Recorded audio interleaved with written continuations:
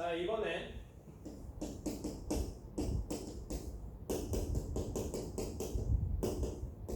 반사의 법칙을 이야기할 건데요. 반사의 법칙을 이야기할 건데요.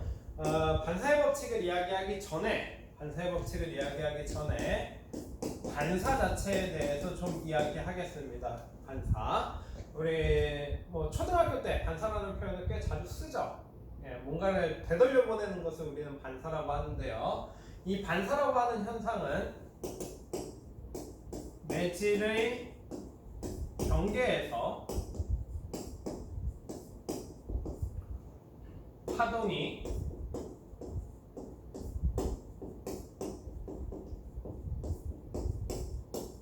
되돌아가는 현상을 우리는 반사라고 부릅니다. 그래서 반사가 일어나기 위해서는 매질의 경계가 필요해요. 그래서 파동을 전달하는 어떤 경계가 나타나야 된다라는 겁니다.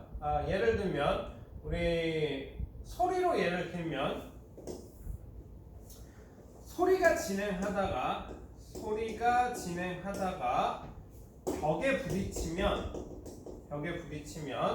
이 소리가 벽에 튕겨져서 이렇게 되돌아 나올 겁니다. 이것을 확인할 수 있는 교실 같은 공간은 매우 좋기 때문에 이 현상을 좀 이용하기 힘든데요. 우리 산에 가면 할 수 있는 게 있죠. 산에서는 메아리가 발생합니다. 굉장히 먼 곳에 산이 존재하기 때문에 소리가 진행하다가 부딪혀서 되돌아올 때까지 시간이 좀 걸리고요. 그래서 소리가 울리는 이러한 현상을 볼 수 있는데요. 소리가 되돌아갈 수 있는 이유는 이겁니다. 이 벽이라고 하는 경계를 기점으로 앞쪽에는 공기가 있어요. 공기가 있고 이 벽을 구성하는 어떤 물질이 여기에 존재하는 겁니다. 그래서 공기와 벽이 만나는 이 부분이 바로 매질의 경계가 되는 겁니다. 그래서 이 경계에서 소리가 반사된다라고 보면 돼요. 그렇죠? 자, 요거를 이용하는 게 하나 더 있죠? 거울입니다. 거울에 역시 빛이 이렇게 들어오면 거울 표면이 있습니다. 거울 표면. 그래서 이 거울 표면에서 다시 빛이 이렇게 반사돼서 나가서 우리가 그 빛을 볼 수 있게 되는 것이죠. 역시 마찬가지로 이 거울과 거울면 경계를 기점으로 앞쪽에는 공기, 뒤쪽에는 요즘에는 뭘로 만드는지 잘 모르겠는데 예전에는 은이나 이런 것들, 금속을 많이 이용했습니다. 그래서 이 매질의 경계를 기점으로 역시 양쪽의 물질이 바뀐다라는 겁니다. 그래서 이런 경계에서 파동이 되돌아 나가는 것을 우리는 반사라고 부르는데요. 놀랍게도 이 반사에는 종류가 있습니다.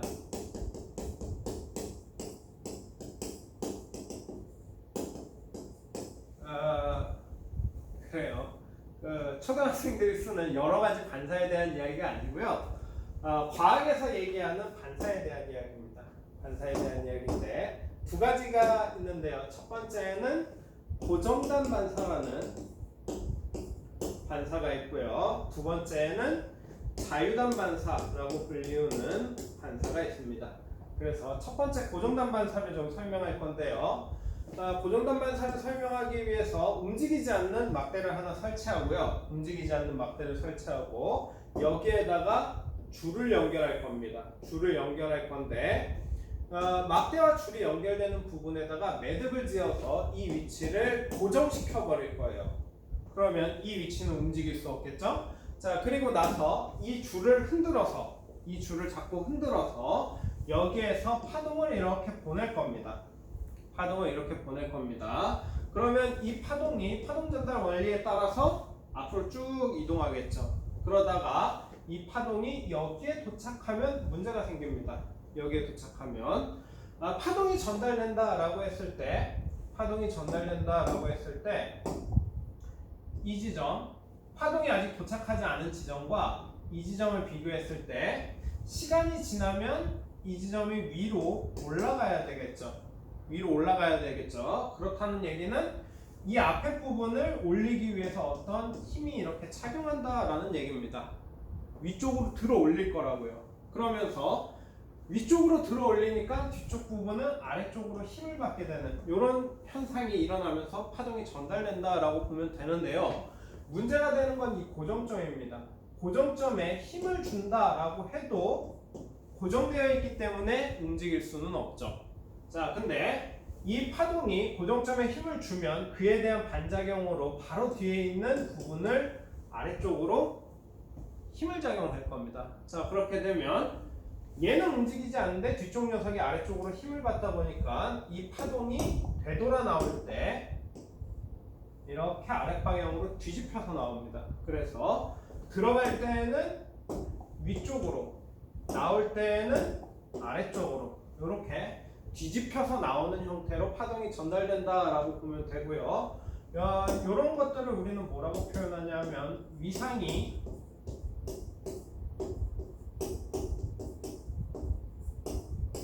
뒤집어진다라고 이야기합니다. 위상이 뒤집어진다.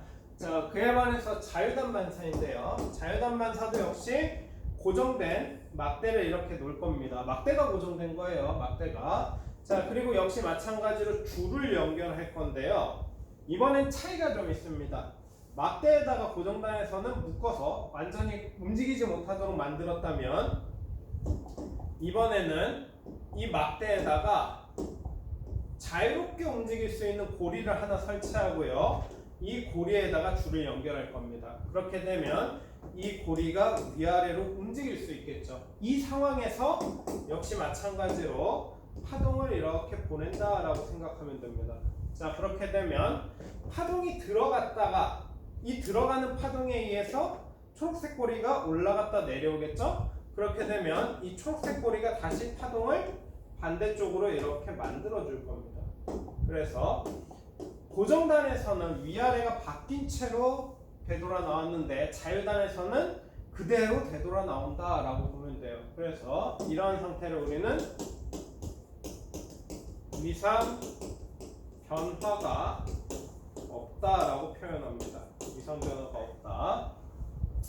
뭐 위상에 대한 표현으로 우리는 지금 뒤집어진다, 변화 없다라고 이야기를 하는데 얘를 파장에 대해서 표현하기도 하고요, 각도에 대해서 표현하기도 합니다. 예를 들어 고정단반사 같은 경우에는 위상이 뒤집어진다라는 표현을 파장이 반파장만큼 차이난다라는 표현으로 바꿀 수 있고요. 또 하나 각도로 표현하면 180도만큼 변화한다라고 표현할 수도 있습니다. 그래서 일단 반사가 뭔지, 반사의 종류가 두 가지로 나뉜다라는 걸 이야기했고요.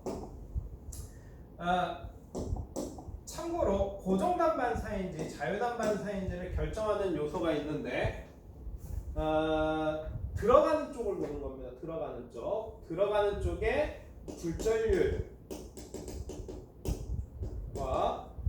이제 새롭게 전달될 뒤쪽의 굴절률을 비교해서 뒤쪽의 굴절률이 더 크면 고정단 반사, 반대로 파동이 들어가는 부분의 굴절률과 그 다음 부분의 굴절률을 비교했을 때 들어가는 부분이 더 크다면 보통 자유단 반사가 나타나는 걸로 기억하면 됩니다. 자, 그러면 실제로 반사의 법칙을 이야기할 건데요. 반사의 법칙은 되게 간단합니다. 반사가 일어나기 위해선 일단 매질의 경계가 필요합니다. 매질의 경계. 그래서 이 매질의 경계에 파동이 들어가게 되면 이 매질의 경계와 파동이 이루는 방향성을 이야기해야 돼요. 방향성. 그러기 위해서 이 매질의 경계의 특성에 대한 이야기를 해야 되는데 우리는 경계면, 어떤 면의 특성을 이야기하기 위해서 많이 사용하는 것이 바로 법선이라고 불리우는 개념입니다. 법선. 얘는 면이고요. 면의 특성을 나타내기 위해서 선을 이용하는 건데요. 면의 특성을 선으로 나타내는 이유는 되게 간단합니다. 수학적으로 간결해지기 때문에 그래요. 그래서 특정한 면이 있다면 이 면에 대해서 항상 면의 어느 방향에 대해서든지 수직한 이런 선을 하나 정의할 수 있게 됩니다. 그러면 요 선만 나타내면 이 위치에서의 면의 특성에 대해서 나타낼 수 있다라는 거고요. 그래서 이러한 선, 면에 수직하게 나타나는 이러한 선을 우리는 법선이라고 부르고 있습니다. 그래서 여기를 직각으로 이루는 선이 바로 법선이다라고 보면 돼요. 자, 이때 방향을 나타내주기 위해서 우리가 측정하는 것 중에 하나가 바로 각도입니다. 그래서 법선으로부터 얼마의 각을 이루고 있는지 이 각을 통해서 파도의 진행 방향을 나타낼 수 있다라고 보면 됩니다. 자, 그러면 파동이 들어왔을 때 되돌아 나가는 녀석이 생길 건데요. 되돌아 나가는 녀석이 이렇게 발생할 건데요. 역시 들어오는 것 대비해서 되돌아 나가는 건 역시 법선으로부터의 각을 통해서 어떤 방향으로 되돌아 나가는지를 이야기할 수 있을 겁니다. 그래서 주로 들어오는 방향에서의 각도를 우리는 입사각이라고 부르고요. 입사각. 그리고 나가는 쪽에 반사돼서 나가는 쪽의 각도를 반사각이라고 부르는데요. 반사의 법칙은 되게 간단합니다. 반사의 법칙은 엄청 간단한데요. 항상 들어온 각도로 반사돼야 된다라는 거예요. 들어온 각도로 반드시 반사돼야 된다고요. 그래서 이 현상이 잘 나타나는 게 바로 우리가 사용하는 거울입니다. 거울. 거울에 빛이 이렇게 들어올 거예요.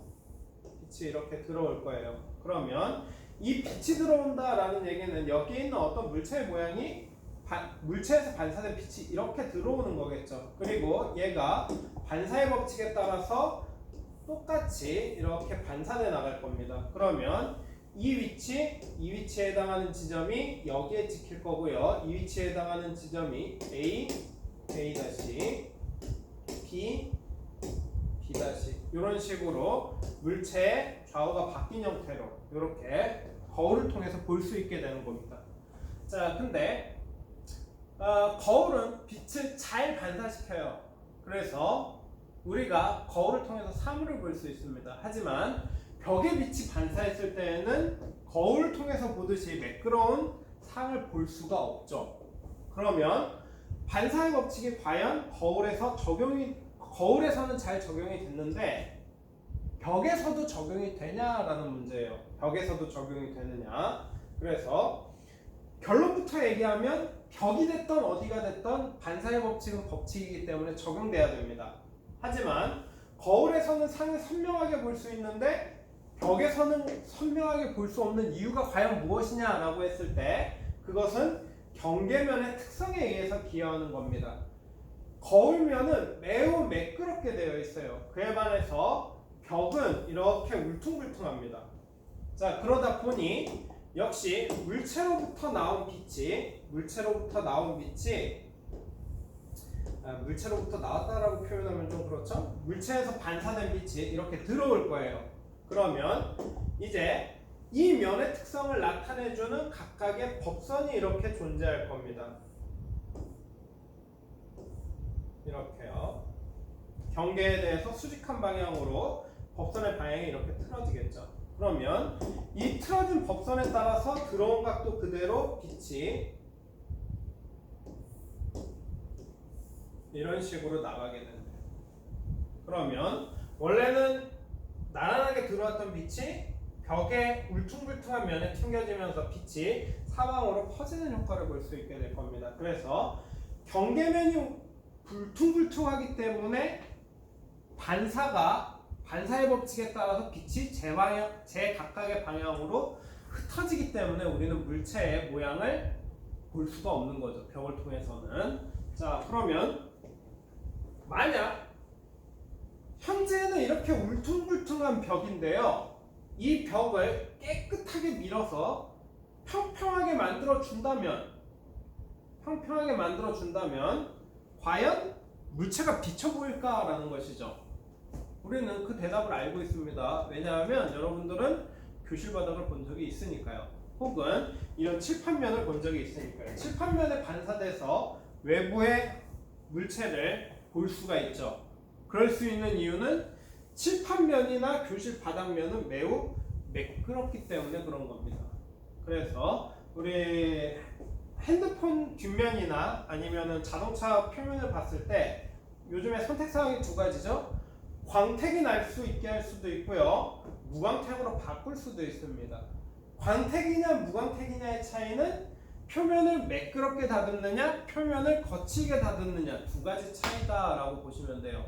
표면이 거칠어지면 거칠어질수록 빛의 이런 그래요. 용어로 이야기할게요. 난반사가 심해지고 이 난반사가 심해지면 그 면을 통해서 물체를 비춰볼 수 없다라는 것이죠. 반대로 면이 매끄러워지면 매끄러워질수록 역시 반사가 잘 이루어지고 그 결과 다른 물체를 비춰볼 수 있다라는 겁니다.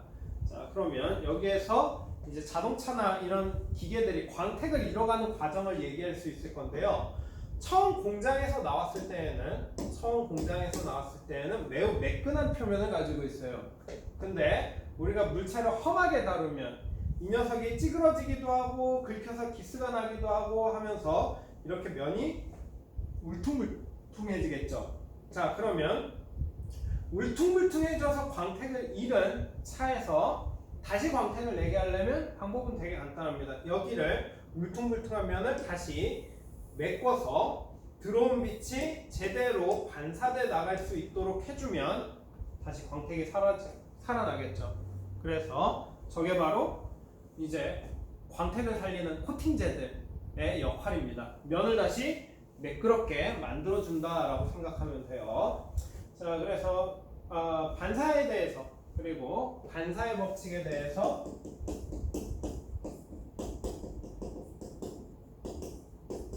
이야기를 하였고요. 법칙 차원에서 얘기할 건 이제 하나 남았습니다. 그 앞서서 얘기했던 호이겐스의 원리, 반사의 법칙, 그리고 마지막은 스넬의 법칙입니다.